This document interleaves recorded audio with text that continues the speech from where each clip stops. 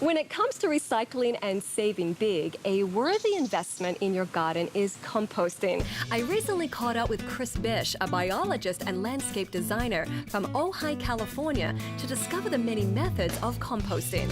Chris, I gotta tell you, I really enjoy composting. I think it's very simple. But there are many different styles of composting. Well, there's a lot of different methods. There's barrels and composting bins, but it really just comes down to the basic idea of microorganisms, worms, bugs, breaking down plant material, whether that's from your yard or whether from your kitchen, and breaking it down and turning it into rich, beautiful, fertile compost. So Didi, here's the first style of composting I'm going to show you, and this is just building a basic compost pile. The first step is to put a layer of sticks down. That'll create some aeration and air coming from below. What we're going to do is we're going to put a layer of brown or dry material, and then we're going to put a layer of the green wet material, and then we'll put another layer of the dry again. We then added some table scraps to encourage the earthworms to do their work. And from there, that's the beginning of your compost pile. Creating an open-air compost is very easy to make, but the one thing that you must remember, says Chris, is to water. The earthworms will be attracted to it. That's another reason why we're bringing the water. The earthworms will come in from the bottom and they'll inhabit this full pile. Seems easy enough. Another great way to create compost, says Chris, is utilizing a compost bin. And we do the same process that we did with our open-air compost inside the bin. We lay our sticks, our dry, our wet, right, and then our table scraps. Yeah. So can we take a look? Yeah, sure.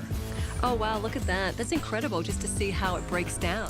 If you don't have space for an open-air compost or compost and bin, this next style might be just what you're looking for. People think I'm crazy, but I love worms, and I'm always fascinated what they do for the earth. Yeah, absolutely. Worms are really important. They create a lot of benefits for us. Even though they're under the ground most of the time, we don't see them.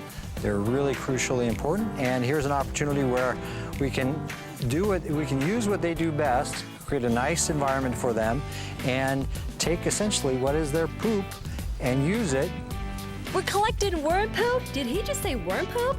Yep, that's right. Worm castings, as they're better known as, are packed with extra nutrients that your plants thrive on. So the first step that we do is we create the soil medium for the worms. So that's going to be the coconut fiber, it's going to be newspaper, that can be cardboard. That's kind of their basic medium that they're going to live in. Then we're going to add a little bit of water, moisten that up a bit. From there, we're going to take our plant scraps, we're going to put in the plant scraps, then you're going to want to put in your compost blanket, we'll call it. And that's essentially just folded newspaper that we put on top. That's going to reduce the amount of odor. So then you would take your next tier and you'd bring that goes here.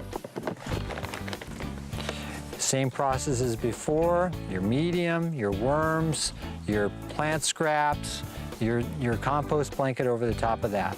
Then the worms from the first bin are going to crawl up through the holes in this bin, start feeding on the food scraps in there as well. And smell this. Can you smell anything? No, I don't smell it at all. Isn't that amazing? And that's worm poop. And that's worm poop. That's incredible. Well, there you have it, guys. It's such an easy thing to do. It's a wonderful investment for your garden. And if you're interested in learning more about composting, you can always go to our website, athomewithdidiayer.com. You'll find Chris there. He has wonderful articles on composting and so much more for your garden. Thank you so much, Chris. Thank you so much. It's been a pleasure.